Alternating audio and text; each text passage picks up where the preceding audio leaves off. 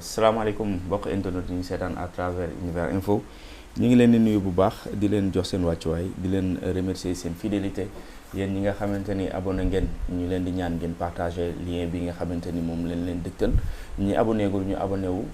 tey xaar aussi exclusivité yi leen di indil te bii dafa bokk ci interview yu am solo yi nga xamante ni dañ koy faral di def ndax situation réew mi fi mu toll day laaj ñu seeti ñi nga xamante ni vraiment xam nañ histoire Sénégal xam nañ aussi enjeux yi nga xamante ni moom la Sénégal di dund actuellement sur le plan politique ndax jot nañoo gis rapport bi nga xamante ni moom le président de la République proposé ci élection yi waa conseil constitutionnel bañ ko gis nañ libération des détenus politiques yooyu yëpp dafa nekk ay questions yi nga xamante ni war nañ ko mën a waxtaanee ak ñi nga xamante ni vraiment ay nit yu ñuy bàyyi xel la ci réseaux sociaux yi waaye aussi ci li nga xamante ni moom mooy ci géewu politique bi comme ni ñu koy waxee waaye bala ñoo sori dañ koy nuyu bàyyi ko mu nuyoo yéen suñu mbokk internet yi ñu soog di dugg ci li nga xamante ni nag vraiment moom mooy di waxtaan bi sëñ bi ñu ngi lay nuyu di la bàyyi nga nuyoo mbokk internet di lay seetaan ci Univers Info. merci beaucoup maa ngi lay sant bu baax di la gërëm ci opportunité bi nga ñu jox pour que ñu mën a waxtaanee li nga xamante ni moom mooy xew-xew réew mi. Sur le plan politique waaye sur le plan social ñuy profiter ci occasion bi di nuyu képp koo nga xamante ni yaa ngi ñuy seetaan di ñu déglu à travers Univers Info bi nga xam ni aujourd'hui tey defe naa ni sénégalais yi approprié wu nañ ko defe naa ni ko tijji téléphone am wala ordinateur am mi ngi seetaan Univers Info te defe naa ni même avec la télévision maintenant mi ngi bëgg a am benn audience bi yàlla na ko yàlla yokk ñu ngi nuyu ñëpp daal di xaar nag di rafetlu sa teewaay di xaar nag quand même les questions yi nga xam ni moom nga ñu bëgg a poser. ci liñ koy njëkkee ginnaaw bi ñu la jaajëfalee mooy sa présentation bu ndaw rek ci sa personne ndax dañuy gis ay vraiment ay participation yu amal solo yooyu def ci réseaux sociaux yi surtout Facebook ñuy gis macha allah xam-xam bi. day jéggi dayoo macha allah ku lire li nga xamante ni moom mooy réaction yi ngay def rek par rapport ak situation réew mi day xam ni kii xam na li xew kii il est au courant de ce qui se passe et c'est important pour ñuy am genre nit yu mel ni yow waaye boo présenté woon pour le grand public ñu mën a xam vraiment yow yaay kan ak li nga xamante ni moom ngay doxal ci réew mi fi mu ne nii. merci beaucoup man. benn as ngóor laa rek su tudd Dembel Sow ñu koy wax Youssou Sow ñu ko gën a xam Youssou Sow lañ koy wooyee ma nekk nag coordonnateur benn mouvement bu ñuy wax bay ci say tànk c'est un mouvement social waaye ci mouvement boobu laa sukkandiku ba nekk conseiller municipal ci commune Mérina Dakhar ba di fa occuper le président de la commission de la coopération décentralisée bu loolu wéyee comptable de formation là mais encore également spécialiste en passation des marchés donc loolu mooy présentation bu ndaw bi ma mën a bëgg a def pour ne pas di guddal présentation bi daal loolu daal moo nekkoon sama macha allah monsieur Dembel Sow ñuy commencé waxtaan bi rek ci situation politique bi jamono ji réew mi liñ naan il est au bord du gouffre. situation réew mi yow ban jàngat nga ci am présentement. bon situation réew mi man dama bokkul ci ñi xalaat ni le pays est au bord du gouffre en réalité man si bokkuma ak ñooñu gis-gis c'est vrai que am na ay yëngu-yëngu mais boo xamee lan mooy politique di nga xam ni lii du gan. peut-être que y a des situations yoo xamante ni nit ñi ragal nañ ko mooy les décisions yi nga xamante ni par exemple génn na fi fan yi diggante conseil constitutionnel assemblée nationale ak l'exécutif c'est vrai que boo xoolee di nga xam ni ñoom kenn ku ci nekk am nga problème ak sa moroom même buñ ko dee nëbb mais li ci nekk moo di que situation bi yeggagul ci fi ñuy xalaate ni dina dem ci gouffre parce que kenn ku nekk da nga nekk tey fi mu nekk nii di won sa moroom li nga xamante ni noonu la mane te loolu bañ ko waree dañ ko soxla woon ñun bu fekkente ni nit ñaa ngi xalaat dañu waroon a xalaat ni dinañu àgg benn jour boo xamante ni c'est une mutation waroon nañoo xalaat ni benn jour le pouvoir judiciaire dina jël li mu moom. dinañu xam ni également assemblée nationale comme ay député fa daje te ci parti la ñuy bokk ci mouvance ci coalition la ñuy bokk dinañu jéem a sàmm ñoom it seen intérêt ak seen pouvoir te ku nekk xam na ni aussi l'exécutif li mu jàpp ni moom la war a dogal loolu la bëgg a dogal maintenant cette confrontation là il fallait que mu am pour que population bi kenn ku nekk xam ni ñetti pouvoir yi kenn ku ci ne dafa am rôle boo war a jouer te jàpp naa ni ñu bëri yàgg nañ di sànni xeer la justice que ni du jouer son rôle mais maintenant avec cette décision du conseil constitutionnel man damaa jàpp ni gis nañu maintenant que ni la justice même su fekkonte woon ni amoon nañ ci moom soupçon jaadu na léegi que ñu mën a jàpp ni nag effectivement mi ngi jouer son rôle. Effectivement il y a lieu de s'inquiéter sur ce qui est arrivé avec li nga xam ni moom moo am te muy ay errement mbaa bokk ay légèreté yu nekk au niveau du conseil constitutionnel ba nga xam ni permettre na benn parti muy ñaxtu ni dañ ko xañ ay yelleefam ñeneen di wax ni effectivement ñii jàll nañ te waruñu jàll loolu rek moo ci ñagas-ñagas bi mais moi je pense que li situation bi buñ ci génnee te incha allah njort naan dinañ ci génn réew mi dina gën a tegu ci yoon loolu laa jàpp. ci yooyu plan yooyu noonu nga xam ne développé nga ko surtout ci point mbirum kaawum Karim Wade ak ki nga xam moom mooy Rose Wardini est-ce que argument yooyu noonu waroon na mën a permettre ki nga xamante ne moom mooy le président de la République son excellence monsieur Macky Sall proposer li nga xamante ni moom mooy report élection présidentielle bi nga xamante ni depuis 1900 et quelques années musul am depuis bi Sénégal jëlee indépendance am ba tey musu ñoo gis fu ñu reporter élection présidentielle est-ce que jàpp nga ni argument yooyu nga xamante ni développé na ko au cours de son discours jaroon na ñuy reporter li nga xam moom mooy élection yi. Bon en ce qui me concerne ci sama xalaat bu gàtt mais fàttali la aussi ni le man je suis un inconditionnel du président Macky Sall. Ah bon? Ah oui, je suis un inconditionnel du président Macky Sall parce que je l'ai suivi. J'ai pas voté pour lui en 2012. J'étais avec la coalition de Moustapha Niasse à l'époque. Au deuxième tour, je me suis abstenu de voter parce que je ne savais pas à qui voter parce que voilà. Mais depuis 2014, je me suis carrément adhéré à sa cause par les démarches qu'il a eu, les actes qu'il a eu à poser pendant 2 ans. Et son programme PSE, j'ai vraiment cru en lui. Mais j'ai été surpris quand même du report des élections. J'ai été surpris, mais je ne peux pas effectivement dire que ça ne devrait pas avoir lieu. Parce que ce qui se passe dans la tête d'un président de la République et les informations dont il peut disposer, le bas public ou bien des personnes de mon acabit mën nañu bañ a xam lan moo nekkoon ay intention. En tout état de cause, je crois que comme je te l'ai dit tout de suite, notre pays en sortira grandi. Parce que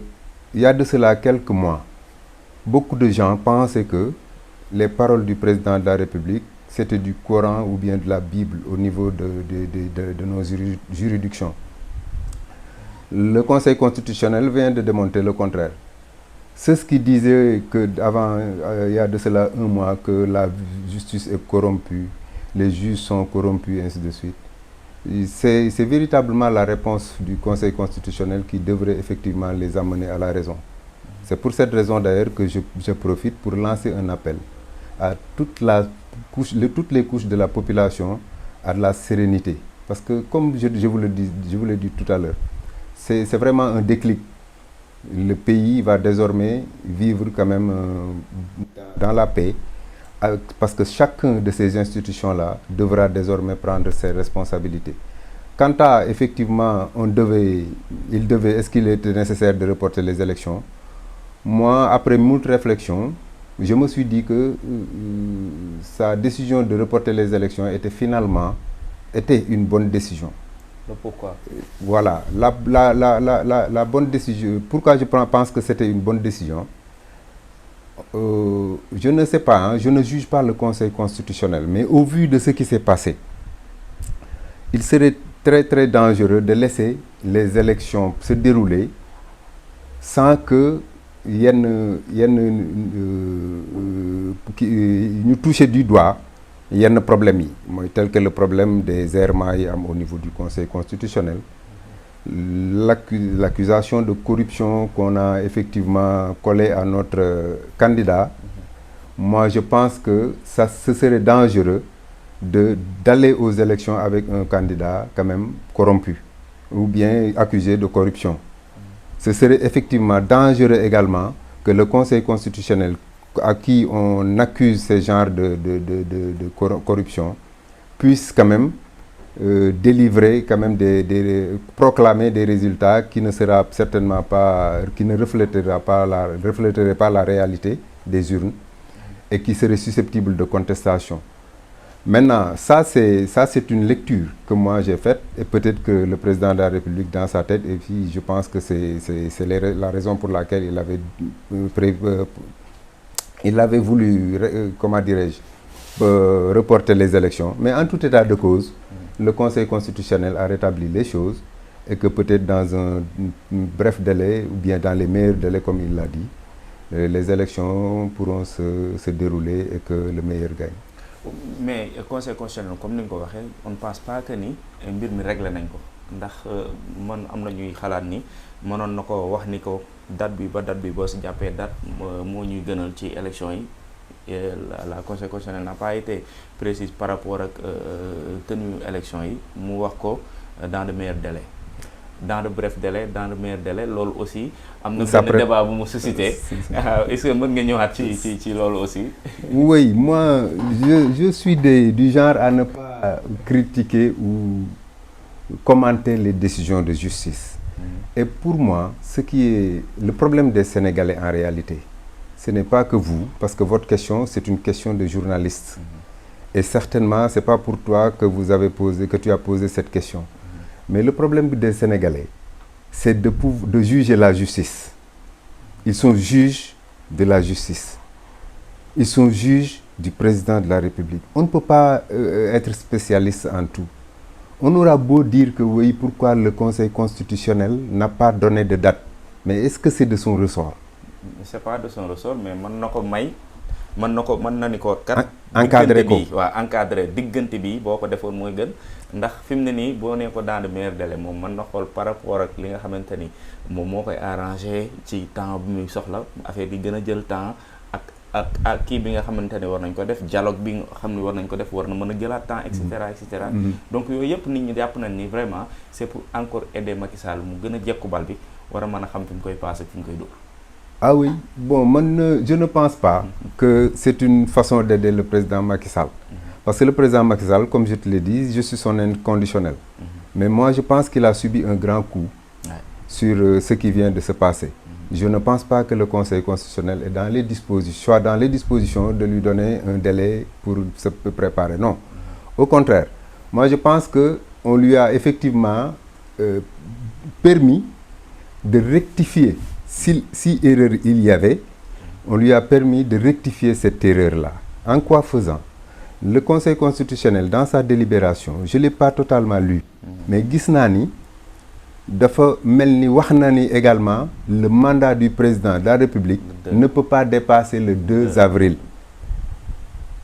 Donc, il peut ne pas être très précis, mais dans les meilleurs délais, pour un président de la République qui ne doit pas dépasser, sa présidence ne doit pas dépasser le 2, moi je pense que le cadrage est bien là. Peut-être que chacun peut interpréter à sa manière, mais moi je pense qu'il l'a déjà cadré. Maintenant, le président de la République aussi, à un certain moment, il peut juger que dans un délai d'1 mois, on ne peut pas organiser des élections, on ne peut pas faire le dialogue et organiser des élections. Quoi qu'il en soit, son mandat sera un peu excédent de quelques jours, de quelques mois. Maintenant, est-ce que pour la stabilité du pays, pour effectivement une bonne harmonie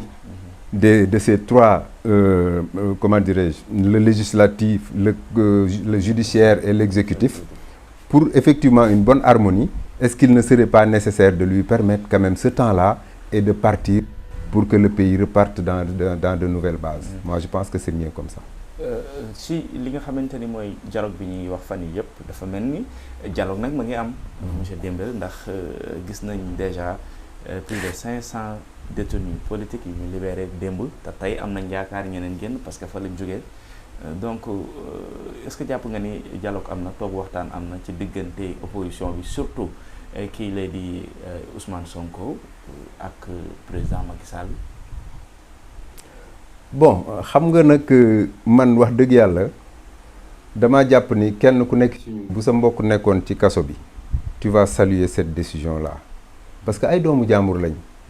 donte am na ci ñoo xamante ni def nañ ay erreurs yu grave moi je pense que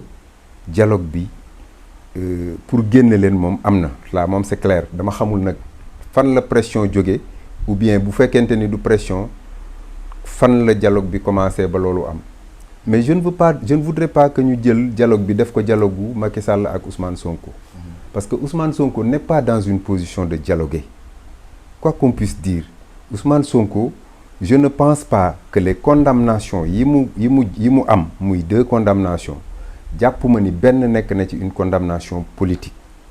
parce que lu bari loolu lañ jàpp de. waaw non jaay doole lañ ko jàppee. waaw d'accord mën na maa loolu c'est damay nangul ñooñu seen yëf mais man je parle de jugement. xam nga bu ñu doon dem bay seet par exemple kan mooy détenu politique ak kan moo dul détenu politique on va forcément interroger le jugement. jàpp naa ni koo xamante ni dañ ko jàpp parce que dafa def diffamation ñu daan la ci diffamation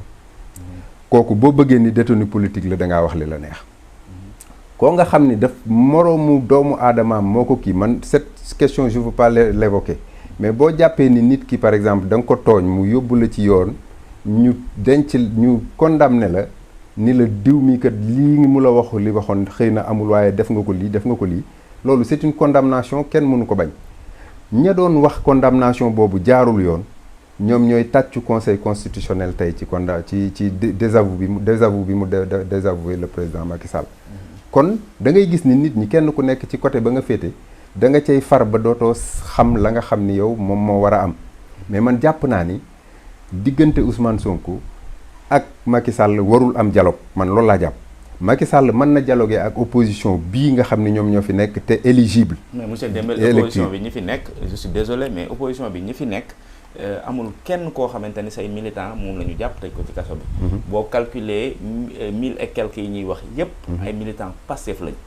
te pour ñu libérer leen li tax ñu libérer leen c'est parce que Ousmane Sonko nekk na benn pion boo xamante ni vraiment. mënoo def dialogue te mënu ci bokk mënoo ko ci boole ndax vraiment il est au centre. Au centre de quoi man li ma jàpp mooy. tu as bien dit que ñi ñu jàpp ñëpp ci biir Pastef la ñu bokk.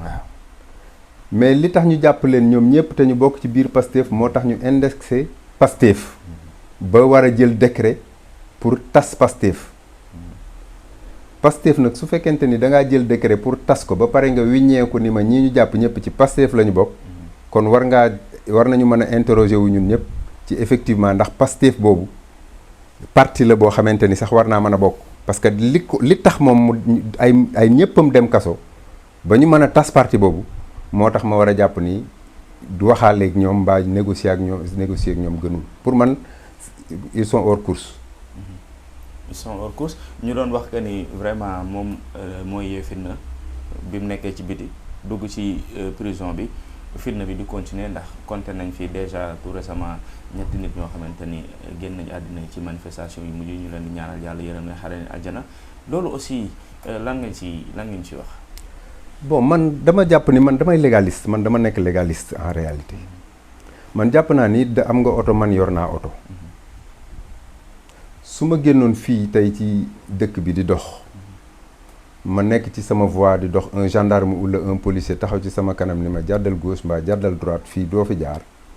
moi je pense que damaa war a taxaw def la ma gendarme bi wax su ma nee taxawal xaar ba ma pare damaa war a taxaw xaar même su may fay sama oto ma fay sama oto taxaw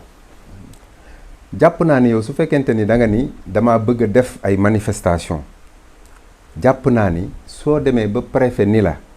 man kat manifestation bi ngay def d'accorduma ko mbaa itinéraire bi nga bëgg a jël d'accorduma ko ndax lii ak lii moo tax man jàpp naa ni war ngaa mën a tënku ci loolu nga xamante ni moom la autorité administrative bi di wax. mais préfet kañ lay nangu tamit. waaw du suba am na manifestation defe naa ni. ndax nanguwuñu loolu. waaw mais lépp mën na duggaat ci cadre dialogue bi de. non parce que c'est pas non ne me dis pas. waaw bari dañuy wax ni jënd na glace de glace. waaw non d'accord xam nga kooku. xam nga man ba léegi damay dafa am lu may séparer lu bari. man damaa jàpp ni man laa wax man. Macky Sall su nekkoon palais ni ma Dembel am na lu jaar yoon lu ñu war a am waaye bu fexeel ba bu mu am. ma ne ko kon tekkil sama ndomba tànk mbaa nga affecté ma mais loolu su fekkee jaar na yoon dinaa ko def man damaa jàpp ni. li ñuy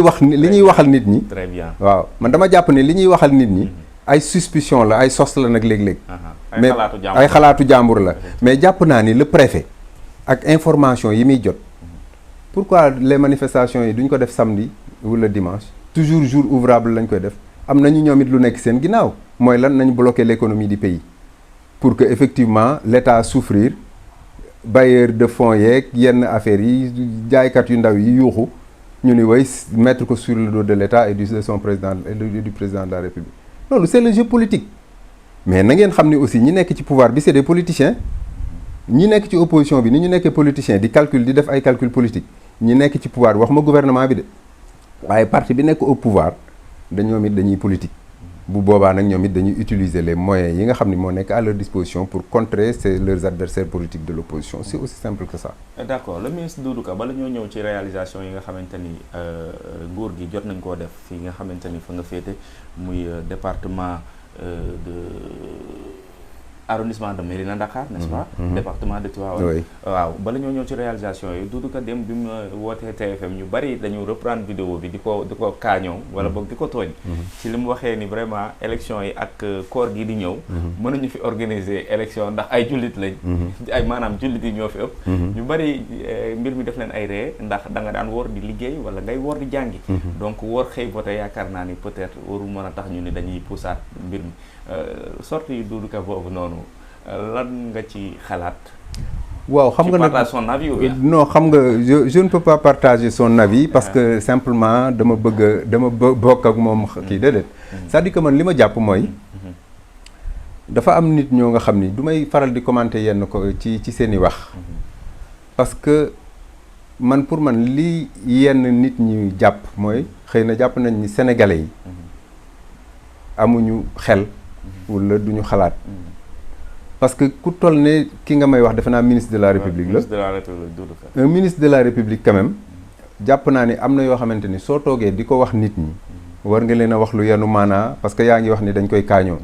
mais loolu da lay décrédibiliser.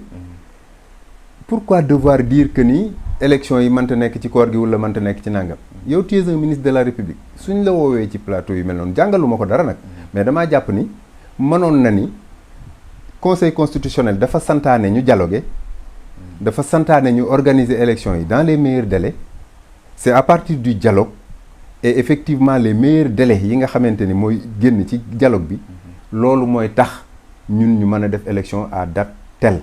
mais su fekkente ni da ngaa bëgg a wax ni élection yi warta dem ci koor gi yaa ngi indi jaaxa sax ci bopp nit ñi parce que dinañu xalaat ni yow dañ laa yónni am na loo nar dañ laa yónni sax la ñuy wax te yooyu dañ ko war a éviter parce que sénégalais yi tollatuñu foofu am na wax yoo xam ne soo leen koy wax da nga leen di gën a énervé da nga leen di gën a génne ci seen ay gon ñu bari loolu la te apaisement la Abdou Mbow aussi moom aussi nee nañ penalty rek lay def bokk na ci ñi njëkk gën a sonal président Macky Sall ndax bu ñu waxee jaar ne moom mu wax jaar na leen mel ni comme si lépp loo xamante ni président Macky Sall décidé na ko wala ter nañ ko rek loolu moo baax. waaw man nag dama lay wax benn affaire du ma leen faral di ŋàññi parce que li ma leen di déglu bariwul ndax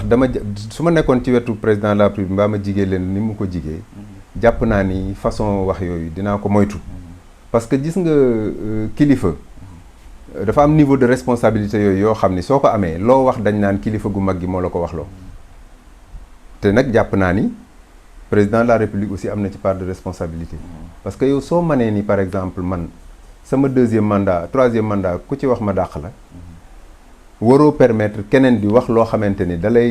bokkul ak li nga bëgg nga bàyyi ko mu toog fi mu toog te doo ko wax dara doo même boo ko génnewul ci dara dàqoo ko defoo ko dara soo ko woowee ni ko nangam lii bu ko waxati dootu ko wax. moi je pense que loolu mooy rôle kilifa. effectivement am na solo dañ koy tëjee ak réalisation yi sànq dama ko junjee 12 ans après à la tête du pouvoir est-ce que mën nañoo xam réalisation yi nga xamante ni le président de la République ak ñi nga xamante ni ñoom la seqal liggéey bi moom la ñu def ci sa arrondissement. waaw mais di nga ma may tuuti avant may dugg ci réalisation yi ma dugg ci sama candidat. parce que moi j'ai un candidat boo xam ni mooy le candidat de Benno Bokk Yaakaar muy Amadou Ba. dama bëggoon dugg tuuti rek ci moom. pour feddali ko sama soutien ak sama kóllëre. parce que quoi qu'on dise il traverse des moments quand même assez difficiles te yàlla dafa def mu nekk nit koo nga xam ni du wax il anaar la en fait day subir mais bariwul lu muy réagir te malheureusement dama gis ni son entourage également jéemuñu dara pour effectivement apporter ko un soutien. est-ce que du luñ koy jiiñ kon dañoo jàpp ni moo ko def moo tax sax ñoo wax. non peut-être xam nga jiiñ moom yàgg naa am. te man soo ma xamee sax di nga xam ni du ma farak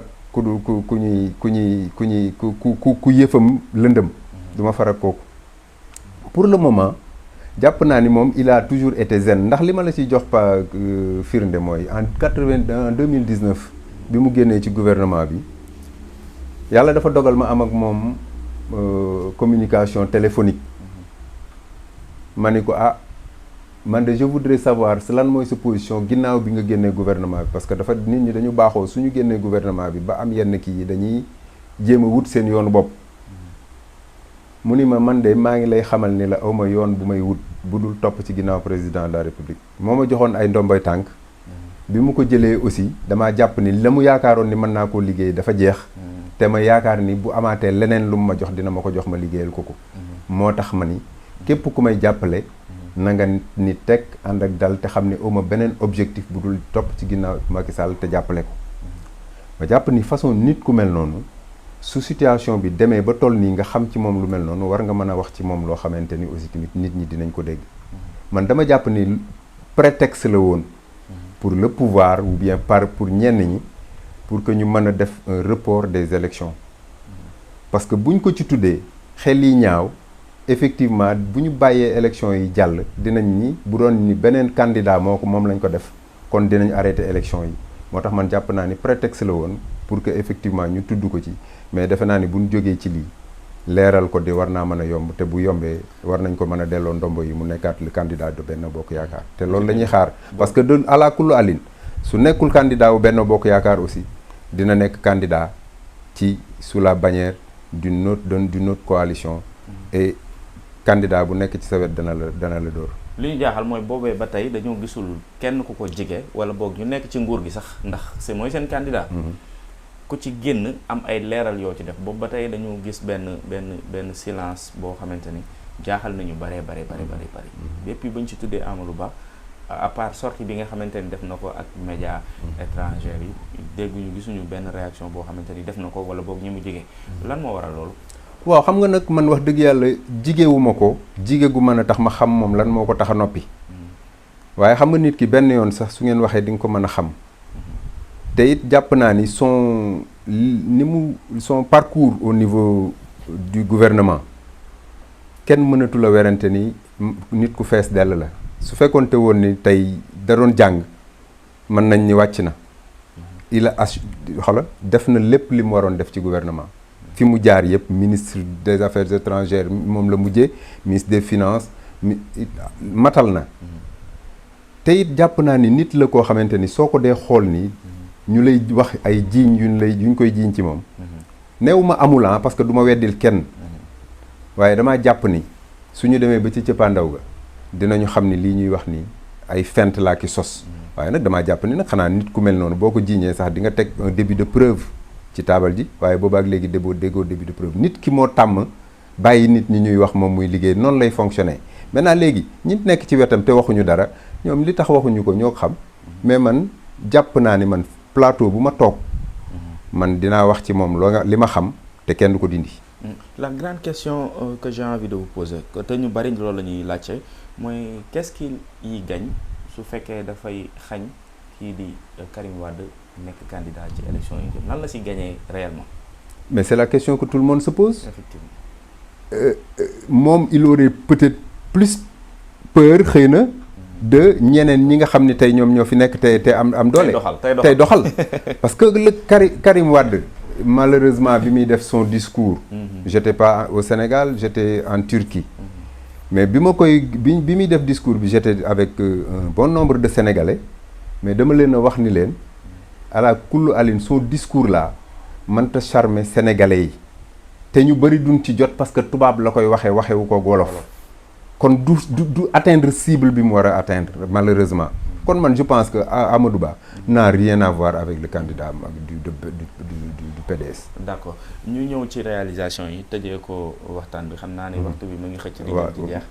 donc réalisation yi boo ñu mënee wax rek ndax foofu noonu lañ fa liggéey maanaam yow fi nga bokk muy gouvernement bi lañ fa liggéey est-ce que dal na xel ak réalisation yi lan ndax mën nañ ci dut baaraam. waaw man daal li ma gëm te gëm ko mooy Mérina Dakhar gi ma bokk muy commune Mérina Dakhar suñu ñu dee natt ci bilan on peut gagner les élections à 90%. suñu ñu dee natt ci bilan laa wax parce que je suis avec le président Aymérou Gningue te jàpp naa ni c'est le maire de la commune de Mérina Dakhar et puis mooy le président du conseil d'administration de Petrosen Holding. mais avec Aymérou Gningue amul benn dëkk tey booy dugg ci Mérina Dakhar te am nañu 116 villages def naa am na ñaari villages yu ci yokk sax fan yi mu nekk 118 mais sur ces 116 villages yi nga xamante ni ñun amoon nañ ko amul benn village bu ci amul eau potable te bi muy ñëw ci commune Mérina Dakhar juróomi village ñoo fa amoon eau potable ñi ci des ñëpp ci ay teen ak yi yooyu lañ doon roote. tey mën naa la wax ni la sur les 116 villages au minimum 105 yi am nañ courant te bi mu fiy ñëw en 2014 booba temps juróom ñaari villages ñoo fi amoon yu am électricité tey on est sur 105 villages yu am électricité te loolu lépp ci programme kii la bokk PUDC beeg yooyu. sur le plan des forages yi ngay wax moom la ñuy wax village te mooy forage yu mag yi au moins am nañ ci lu war a mat une dizaine su dee forage yi nga xamante ni pour bay la ñu koy wax les forages agricoles y a une trentaine qui sont là-bas yoo xam ni benn bu ci nekk day roose ci tool yeeg ñi nag yi di ci naan ak yu mel noonu soo ñëwee ci piste de production nous avons au moins il a à son actif au moins au niveau de la commune 5 pistes yoo xam ni au moins les 3 c'est des pistes goudronnées benn bi ça fait plus de 10 kilomètres. Il y a également yeneen 3 pistes yoo xamante c'est en latérite ak yeneen yoo xamante ni mi ngi nekk en voie de construction. Aujourd'hui jàpp naa ni boo xoolee écoles yi on a presque clôturé 33 écoles sur les 36 écoles. On a au moins 2 terrains clôturés au niveau de la commune benn à Kell benn à Mérina Dakhar te ak 2 comment dirais-je maison des jeunes benn bi Kell lañ ko war a implanter ça va être peut-être d'ici la fin de l'année dinañ ko commencer beneen bi c'est en voie de construction au niveau de Mérina Dakhar. Je pense que toutes ces réalisations là képp ku xamoon Mérina Dakhar démb xam ko tey di nga xam ni Mérina Dakhar normalement suñ ñu dee jugé sur le bilan ñun on peut être à 80-90% de l'électorat. macha allah loolu am na solo ñu fàttali leen rek monsieur Dembel Sow moom la ñu dalaloon di responsable politique bu APR nekk aussi ki nar a jàppale président Amadou Ba ci élection présidentielle yi nga xamante ni fa la ñu jëm donc ça veut dire rek yeneen jotaay dina am ak moom ndax macha allah waxtaan ak moom day neex mbokk internet yi et j'en suis persuadé que bu vidéo bi duggee di ngeen xam loolu ndax ku nekk dina am idéem par rapport ak ci li nga xamante ni moom la ñu fi jot a développé te loolu mooy démocratie loolu aussi la ñu xamee suñu réew ñu lay jaajëfal bu baax a baax a baax di la bàyyi nga tàggatoo ak mbokk internet yi ñu joxante rendez-vous ba beneen incha allah. xanaa di la remercier sa Univers Info. di ko ñaanal yàlla mu nekk quand même organe de presse boo nga xamante ni dinañ ko dégg même au-delà des frontières du pays. parce que njort naa ni ñi ko yore ay nit de valeur lañu ay xale lañu yu xam fu ñu jëm yu xam fu ñuy teg seen tànk moo tax du ñu def lu dul encourager leen te di leen dolli rek conseil que bu fekkente ni nii ngeen di organiser woo nii ngeen di liggéeyee kenn mënu leen a tere egg fi ngeen jëm di sant ñëpp di gërëm ñëpp di ñaan yàlla daje bi ñu daje yàlla bu mu nekk suñu mujj daje waaye li ñuy wax aussi tamit su neexee auditeurs yi peut-être du mën a neex ñëpp waaye su neexee auditeurs yi nañ ko teg ci sur le compte du bon Dieu yàlla rek la neex moo tax mu defee noonu su amee ay rëcc-rëcc ak ay yu xeebu mais ci man mii la parce que doomu aadama moo mel noonu dafa matadi maa ngi sant ñëpp di gërëm ñëpp wasalaamu aleykum wa rahmatullah. jërëjëf mbokk internet yi.